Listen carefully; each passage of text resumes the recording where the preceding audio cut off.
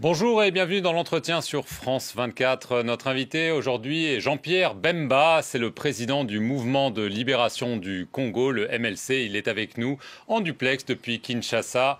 Merci d'être avec nous, monsieur Bemba. Merci, bonjour aussi à vous-même. Alors vous avez été condamné à 18 ans de prison par la Cour pénale internationale pour des crimes commis en Centrafrique. Vous avez ensuite été acquitté au bout de 10 ans derrière les barreaux. À votre retour au pays, la Cour constitutionnelle a refusé votre candidature à la dernière élection présidentielle et vous êtes devenu l'un des piliers de l'AMUCA, la plateforme d'opposition au président d'alors, Joseph Kabila. Plus de 2 ans après l'élection controversée de son successeur, Félix Tshisekedi, celui-ci a décidé de rompre sa coalition avec Joseph Kabila. Et vous avez du coup accepté de rallier, en compagnie d'un autre poids lourd de l'opposition, Moïse Katumbi, un gouvernement dit d'union sacrée qui vient tout juste d'obtenir une quasi-unanimité à l'Assemblée nationale. Alors, avant d'en venir à la politique, je veux en venir à la situation sécuritaire dans l'est du pays. Le président Tshisekedi vient de déclarer l'état de siège dans les provinces du Nord Kivu et de l'Ituri, affirmant vouloir trouver, je le cite, une solution définitive à la situation inacceptable qui règne dans ces régions. Est-ce que vous soutenez cette décision du président? Est-ce que c'est en effet la solution à tous ces problèmes qui durent depuis si longtemps? Effectivement, la situation qui perdure depuis toutes ces décades au niveau de l'Est du pays, je dirais plus de 20 ans maintenant, pratiquement, même un peu plus, 23 ans, fait qu'il fallait certainement trouver une solution. Parmi ces solutions, l'état de siège pourrait être une des conditions qui permettrait un retour au niveau de la paix, la sécurité dans toute la bande est du pays, les deux Kivu, Nord, Sud Kivu, ainsi que l'Ituri. Ce qui se passe là-bas est innommable, c'est inhumain, les traitements que subissent les populations là-bas. Les cris de population de l'Est nous arrivent ici également au niveau de l'Ouest. Nous sommes tous solidaires, bien sûr, aux souffrances qu'ils endurent depuis toutes ces décades. C'est une chance maintenant qu'on doit absolument donner en mettant en place, dans le cadre de l'état de siège, les moyens nécessaires pour que l'armée puisse effectivement restaurer la paix et la sécurité. Alors, donc cet état de siège fait que pour au moins un mois, les pleins pouvoirs sont octroyés à un gouverneur militaire, un vice-gouverneur issu de la police. Mais quand on connaît le bilan de l'armée ou quand on regarde ce que dit l'ONU à propos des violations des droits de l'homme commis par les militaires des forces armées dans ces régions même qui sont en nette hausse, est-ce que c'est vraiment la bonne solution de donner une carte blanche à des militaires qui n'ont pas forcément fait leurs preuves et qui parfois ont commis des crimes? Cette mesure d'état de siège doit être accompagnée de mesures d'accompagnement importantes, notamment au niveau de l'encadrement des troupes et certainement au niveau de la discipline. Il faudrait que la police militaire puisse être déployée et que certainement également les juridictions militaires soient à proximité. Là-dessus, avec un code de conduite renouvelé et distribué à tous les militaires qui devraient s'attendre à être sanctionnés en cas de crime ou de malversation commise ou de violence vis-à-vis des populations, répondre à la justice militaire qui devrait vraiment être à proximité.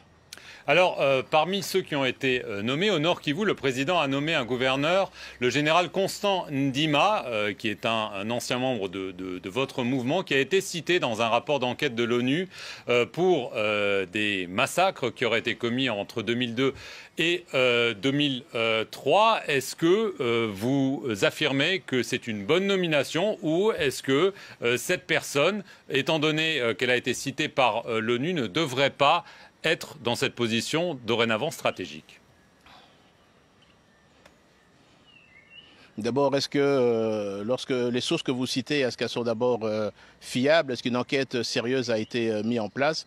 En ce qui nous concerne, il appartient maintenant à ces différentes juridictions de le dire, mais j'en connais un peu quelque chose. Je pense que la personne que vous citez là-bas, à ma connaissance, n'a pas participé à ce que vous énoncez là. D'accord, donc vous niez. Est-ce que c'est une bonne mesure que cet état de siège soit décrété au nord Kivu et à l'Ituri et pourquoi pas au sud Kivu? D'après toutes les constatations, les violences sont au moins aussi nombreuses là-bas. Est-ce qu'il n'aurait pas fallu peut-être étendre cette mesure exceptionnelle pour enfin vraiment éradiquer le mal à la racine? Je pense qu'il faut donner d'abord, compte tenu des éléments d'appréciation qu'ont dû avoir l'état-major général, il aurait peut-être fallu commencer à leur niveau sur les points les plus saillants, l'Ituri, le Nord Kivu, et peut-être que cette mission pourrait s'étendre, mais je ne suis pas informé pour cette possibilité de s'étendre au niveau du Nord Kivu, pardon, du Sud Kivu. Alors, par ailleurs, le président Tshisekedi, on le sait, il a été en discussion avec les autorités du Rwanda pour essayer de mettre des opérations en place contre ces groupes armés. Il a annoncé très récemment que des troupes kenyanes allaient aussi intervenir. Est-ce que vous approuvez la présence, la participation de troupes étrangères dans cette région ou est-ce que vous pensez que c'est quelque chose qui doit se régler entre Congolais ? Bien sûr, la priorité aurait voulu qu'entre Congolais, avec un bon encadrement, équipement, encouragement des forces armées, je pense qu'on aurait pu peut-être obtenir quelque chose, mais certainement que les éléments qui sont à la possession au commandement militaire font qu'il faut attendre un peu, voir exactement comment va être la participation au niveau militaire. Jusque maintenant, on n'a pas encore d'éléments précis là-dessus. Mais on sait que, par exemple, la présence éventuelle de troupes rwandaises est un sujet hautement sensible en RDC. Quel est votre point de vue là-dessus?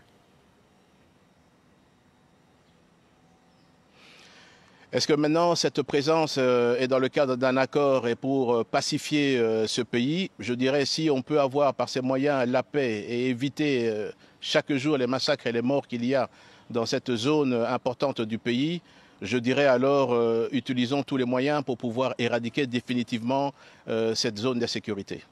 Alors je veux en venir à la politique. Hein. Une nouvelle page se tourne, une nouvelle ère commence. Je ne sais pas comment vous voulez caractériser cela. Il y a eu cette alliance, peut-être de circonstances, entre Joseph Kabila et Félix Tshisekedi.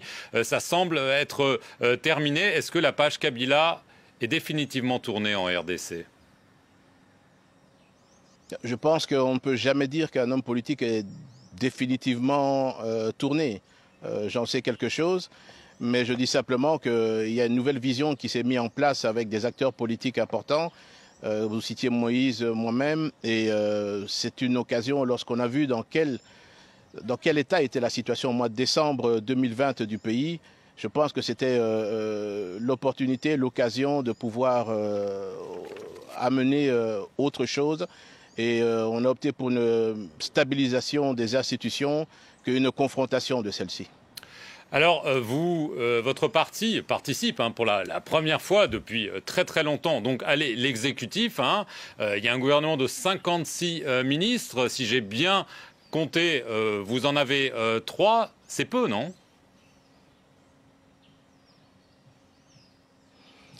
Écoutez, il y a effectivement plusieurs partis, on parle quand même plus de 400 partis dans ce pays, il y a plus de 500 députés, 382 je pense au sein de l'Assemblée nationale, membres de l'Union sacrée.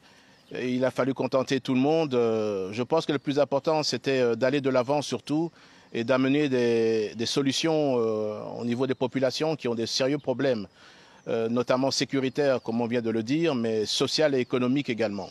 Donc je pense que le gouvernement, son intérêt est d'aller de l'avant aujourd'hui et de permettre à ce qu'elle aille vers le choix, le chemin de trouver des solutions pour les populations. D'après ce que je crois comprendre, le président Tshisekedi vous a proposé d'y participer. Pourquoi est-ce que vous n'avez pas sauté le pas? Parce que c'est un choix personnel et parce que dans le MLC, il y a de nombreux cadres et que c'était aussi l'occasion de ces cadres de participer à la gestion, je veux dire, dans leur département, dans le gouvernement. Alors, le président a affirmé qu'il y aura, je le cite, une élection transparente, libre et crédible en 2023. On sait que la dernière élection a été très mouvementée. Elle a même fracturé, si j'ose dire, l'opposition. Est-ce que vous pensez qu'en effet, il a raison, il y aura une telle élection en 2023 en RDC? Je pense qu'il appartient aux acteurs politiques, l'Assemblée nationale, la commission électorale indépendante qui doit être mise en place de pouvoir garantir ces élections libres, démocratiques et transparentes. Donc, si toutes ces conditions sont réunies, je pense qu'on pourrait aller et on pourrait envisager, en tout cas c'est le souhait de tous les acteurs politiques et surtout de la population. Est-ce que vous Et de la pensez, société civile aussi. est-ce que vous pensez que ce gouvernement est vraiment la solution à tous les problèmes multiples, variés, qui durent depuis longtemps du pays? Je pense qu'il faut lui donner sa chance. Ils viennent de commencer, je pense, ça fait maintenant 2 semaines. Il faudrait laisser le temps pour qu'ils puissent faire la démonstration qu'ils sont effectivement la solution. Mais la population attend beaucoup de ce gouvernement. Dernière question, Monsieur Bemba. On a évoqué 2023. Vous n'aviez pas eu le droit de vous présenter à la dernière élection présidentielle. Est-ce que vous comptez être candidat à la prochaine? Je pense que cette question, vraiment aujourd'hui, avec les difficultés que traverse ce pays, l'état d'insécurité qu'on connaît et les morts chaque jour qu'on compte, ce n'est pas, je pense, le moment de parler de mon avenir personnel au niveau des élections. Chaque chose en son temps et le moment venu, on vous avisera. Jean-Pierre Bemba, je vous remercie beaucoup d'avoir participé à cette entrevue depuis Kinshasa sur France 24. Restez sur nos antennes pour plus d'informations.